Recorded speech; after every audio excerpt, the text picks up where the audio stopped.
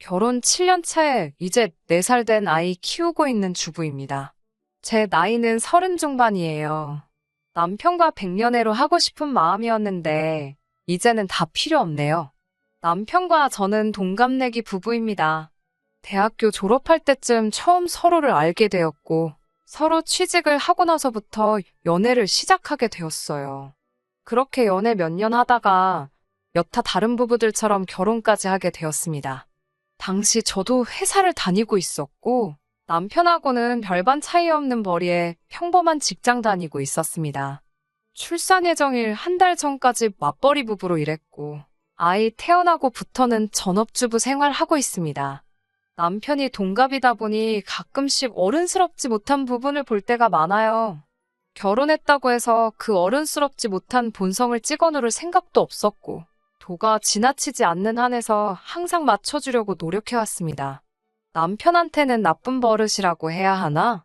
아무튼 그렇게 알고 지낸 지도 오래고 결혼 생활 한 지도 7년 차니 도합 10년을 넘게 함께 해왔는데 아직도 적응이 안 되는 그런 버릇이 있어요. 팔랑귀라고 해야 할까요? 아무튼 주변의 영향을 너무 쉽게 받는 스타일이에요. 남들 다 하는 거 따라하는 거 가지고 뭐라 하지는 않아요. 아무래도 우리나라는 유행이 빨리빨리 바뀌잖아요. 한때는 등산이 유행했다가 또 자전거 타는 게 유행했다가 그리고 한때는 또 캠핑이 유행하기도 하고 남들 다 하는데 저희라고 안 할 수 있나요? 매일 저도 집에서 애만 보고 남편도 회사 나가서 일만 할 수 없으니까 어느 정도의 취미 생활은 삶의 활력이 된다는 것도 알고 있습니다. 하지만 남편은 그 정도가 너무 심해요. 일단 남들 다 하는 거는 기본적으로 해야 하는데 그 관심이 그렇게 오래 가지 않아요. 베란다 구석에 박아둔 캠핑용 장비라든지 텐트며 자전거 그 유행하는 취미 생활을 위해 구입은 하지만 실제로 쓰는 건 한두 번밖에 안 된다는 거예요. 저희 말고도 그런 집이 많은 건 알고 있습니다. 그래도 이제 더 이상 저렇게 수셔박아만 두고 건드릴 생각이 없으면 중고장터에라도 팔아보라고 하지만 그때마다 꼭 언젠가 쓰겠다, 언젠가 가겠다고 말만 해놓고는 손도 대지 않아 먼지만 수북합니다. 그래도 저런 것들은 참 양반이지요. 캠핑이라든지 기타 여러 가지 여가를 가족과 함께 보낼 수 있는데 쓰는 돈들은 저도 아깝다는 생각 한 적 없습니다. 정말로 여러 장비 다 사놓고 단 한 번만 쓰고 두 번 다시 안 하게 된다고 하더라도 가족들과 즐거운 시간을 보내기 위해 지출한 돈이기 때문에 그런 거 가지고는 저도 아무 말을 하지 않았어요. 그런데 진짜 저를 미치게 만드는 건 가끔씩 그렇게 말도 안 되는 거에 꽂혀서 어깃장을 부릴 때가 종종 있다는 겁니다. 근데 그게 예전부터 관심이 있던 거고 그랬다면 저도 허락을 해주고 지원을 해주겠지만 어디서 뭐 하나를 보고 나서 아주 눈이 뒤집혀서 자기도 해야겠다 우겨댈 때가 있는데 그럴 때마다 진짜 달래는데 아주 애를 먹습니다. 남편은 결혼 전에도 그렇게 유행하는 거에 눈이 돌아가서 속썩인 적이 있어요. 결혼 이야기가 오고 가면서 신혼집을 구하기 위해 양가에서 돈을 비슷하게 지원받았어요. 남편이나 저나 외동이기 때문에 다행스럽게도 양가에서 받은 지원만으로도 신혼집을 구할 수 있었습니다. 그러다 보니 저희가 모아놓은 돈을 가지고 혼수나 기타 결혼식 비용으로 사용하더라도 대부분의 돈이 고스란히 남는 편이었어요. 그래서 차라리 대출을 끼더라도 우리 돈까지 합해서 조금 더 투자 가치가 있는 지역에다가 신혼집을 구하면 어떻겠냐고 했죠. 그런데 남편이 심각한 표정으로 저한테 건의를 하더라고요. 신혼집은 그냥 적당한 곳 구해서 살자고, 그리고 회사 사직서 내고, 우리 여태 모아놓은 돈으로 6개월 정도 배낭여행을 다녀오자고요. 그때쯤 배낭여행이 유행이었거든요. 당시 남편이 여행 관련 서적도 많이 읽고 어디를 가보고 싶다고 하는 등 관심을 갖고 있다는 것쯤은 알고 있었지만 그건 그냥 막연하게 언젠가 그 나라에 가보고 싶다, 나중에 꼭 가보자 하는 정도였지. 당장 멀쩡히 다니고 있는 회사까지 그만두고 배낭여행을 가자니 어이가 없었어요. 그게 뭔 말도 안 되는 소리냐.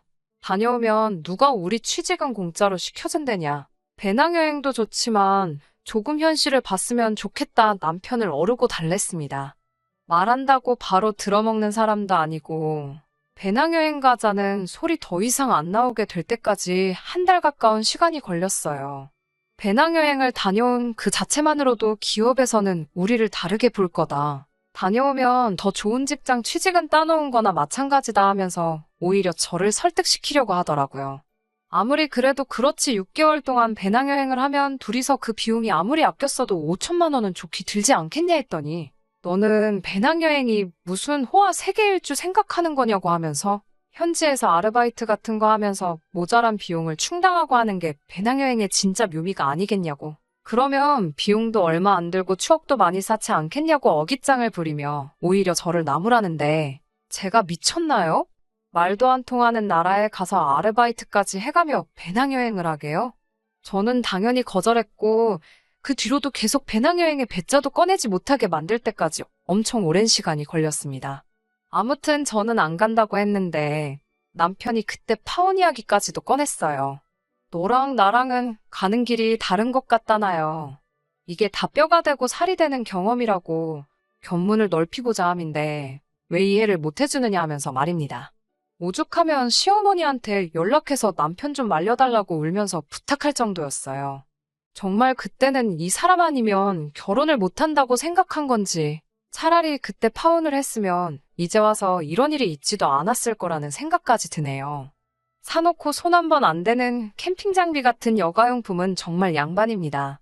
돈만 날리고 거들떠도 안 보는 거 보면 속이 상하긴 하지만 이유야 어쨌든 간에 의도 자체는 가족들과 더 좋은 시간을 보내기 위해 혹은 건강을 위해 투자하는 거라 생각하면 그렇게 화가 나지는 않았거든요. 그런데 신혼 초 때 일인데 진짜 말도 안 되는 걸로 제 속을 뒤집어 놓은 적도 있습니다. 어느 날엔가 남편이 아침에 깨워놨더니 출근 준비도 하지 않고 침대에서 다시 자고 있더라고요. 출근 안 할 거냐고 등 떠밀며 깨웠더니 휴가를 냈다고 하는 거예요. 저는 휴가를 냈다고 하길래 월차라도 쓴 건 줄 알고 뭐 어디 몸이 안 좋냐 걱정을 했죠. 그랬더니 월차를 낸 게 아니고 자기 정기휴가를 써버렸다고 하네요. 하루도 남기지 않고 싹 다 써버린 거죠. 여름에 같이 여행 가기로 한 건 어쩌고 제정신이냐고. 빨리 회사 출근해서 휴가 낸 거 취소하라고 아주 난리버거지를 쳤어요. 남편은 그것보다 더 중요한 일이 있어서 그런 거니 이해 좀 해달라고 하더라고요. 마침 제가 출근해야 할 시간이 다 돼서 이야기 마무리 짓지 못하고 출근을 하게 되었습니다. 출근하고도 자꾸 신경이 쓰이고 내일은 회사에 가서 휴가 취소하고 오라고 아무리 연락을 해도 받지를 않았어요. 퇴근하고 집에 들어오니까 맙소사. 아직 결혼 안 한 지 친구들 불러다가 집을 아주 난장판에 만들어놨더군요.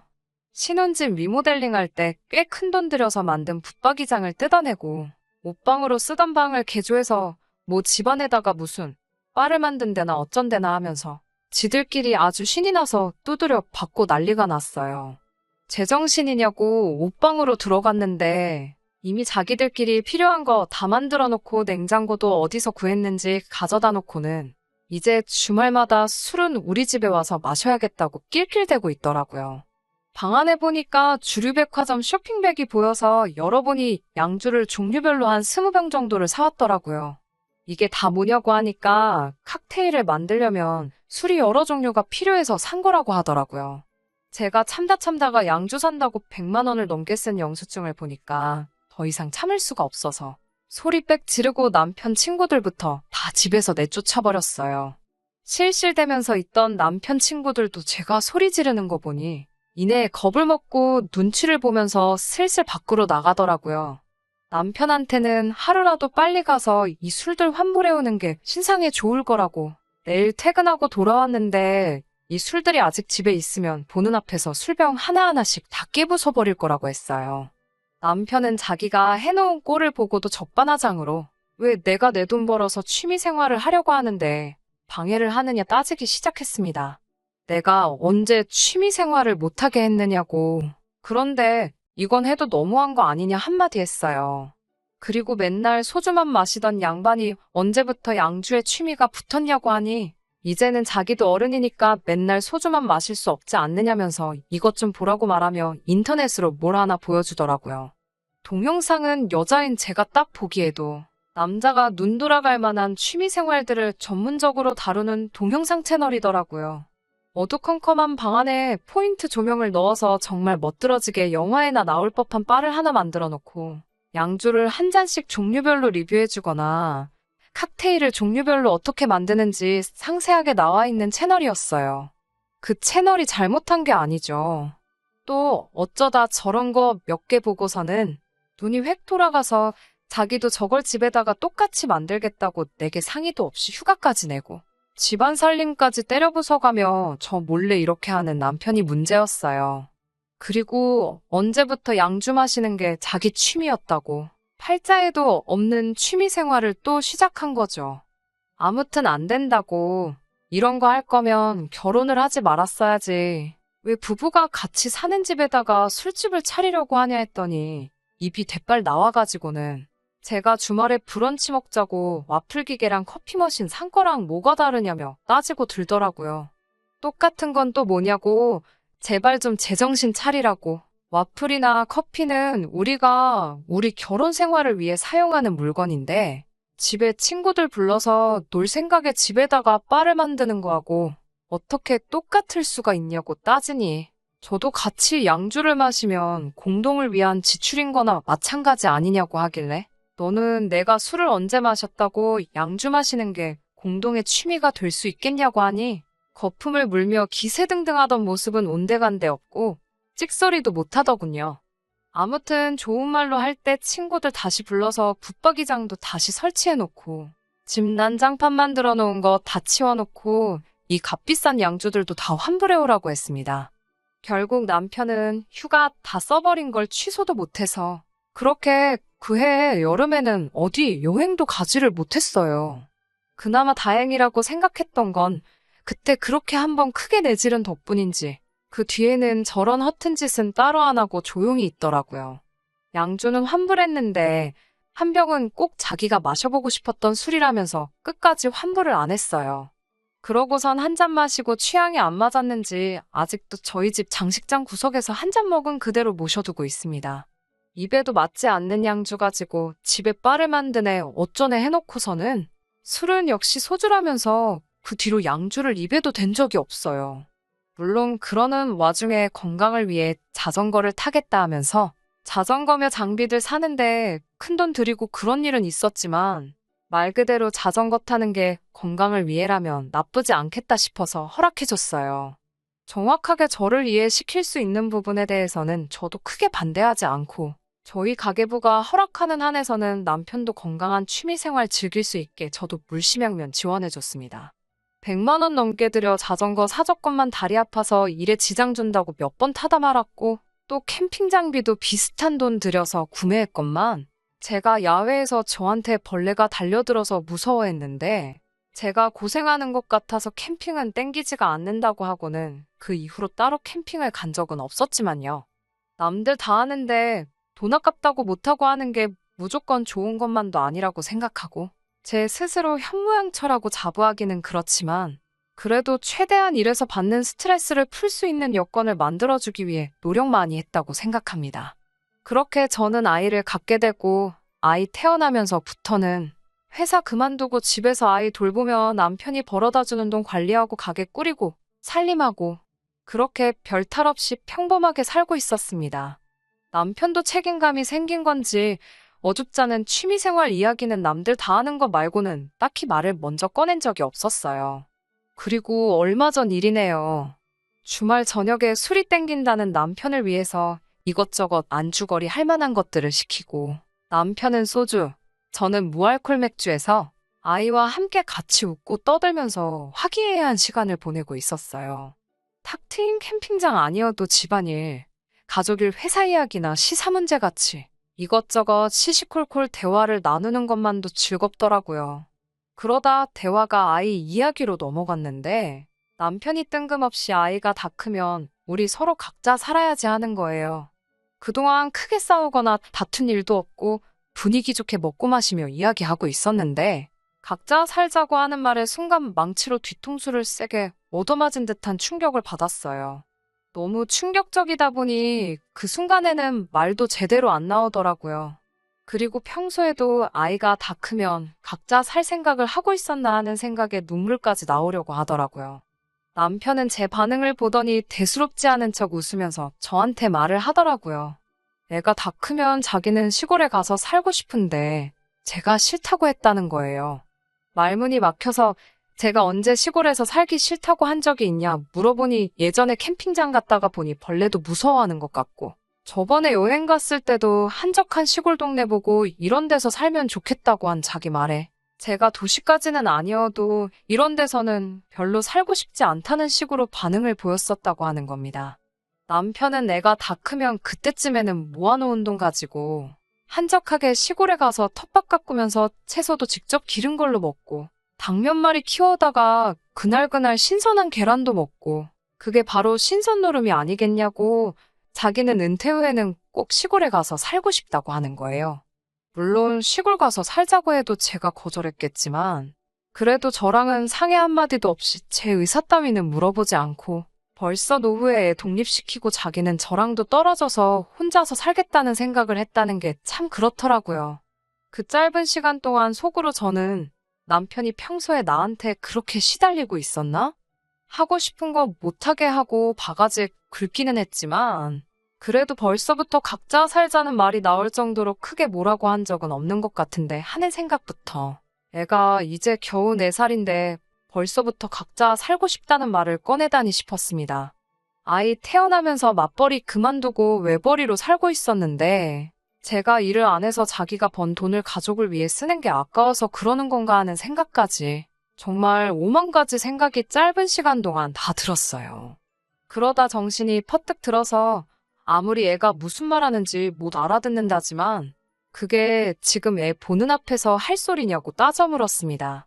제가 잠깐 충격 먹었다가 성질을 내고 있으니 그제서야 남편은 자기가 큰 실수를 한 걸 깨닫고는 제가 시골이 싫다고 하는 것 같아서 그냥 해본 말이라면서 둘러대더라고요.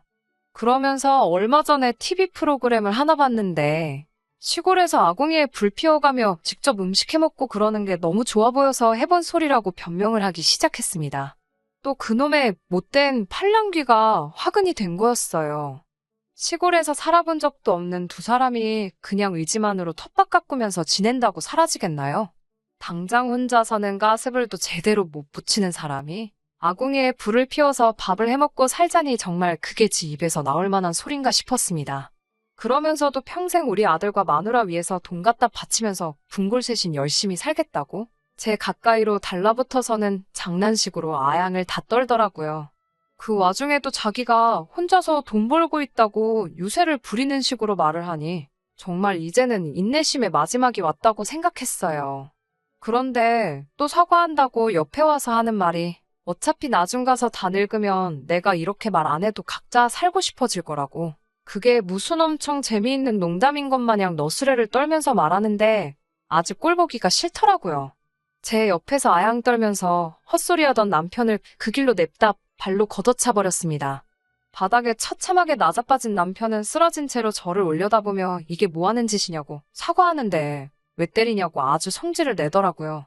성질 부려서 뭐 어쩔 거냐고 지금 당신 뭐하러 나랑 같이 살고 있냐고 그냥 갈라서자고 했습니다.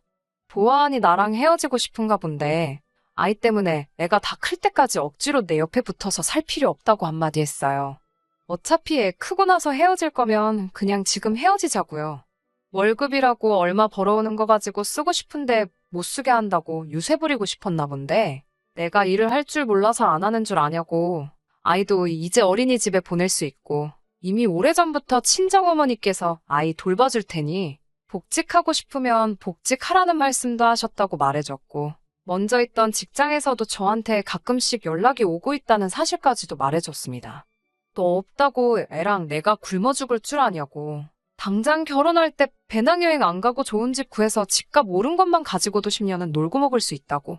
재산분할 똑같이 반씩 나눠줄 테니까 애 다 클 때까지 오래 기다릴 것도 없고 그냥 지금 당장 이혼하자고 했습니다.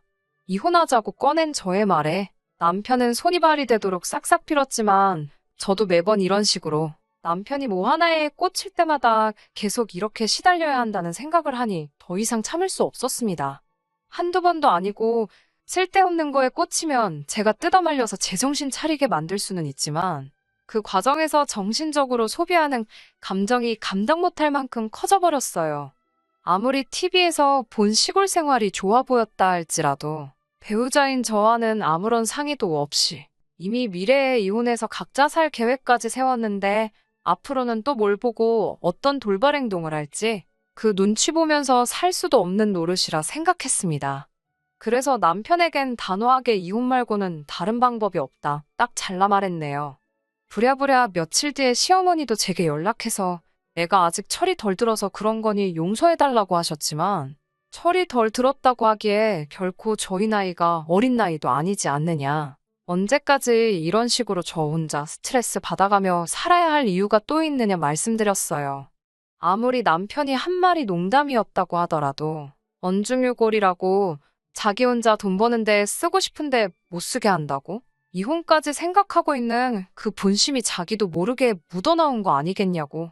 지금은 애 때문에 같이 살아주는 거라고 하는 것과 뭐가 다를 게 있냐고 말씀드렸어요. 시어머니도 제 말에 틀린 말 하나 없는 거 아시는지 아무 말도 못 하셨지만 그래도 자기 아들 걱정에 이혼하라는 말만큼은 못 하시더라고요. 그래도 저는 이미 마음을 굳힌 상태라 시어머니 설득에도 그냥 이혼 진행했습니다.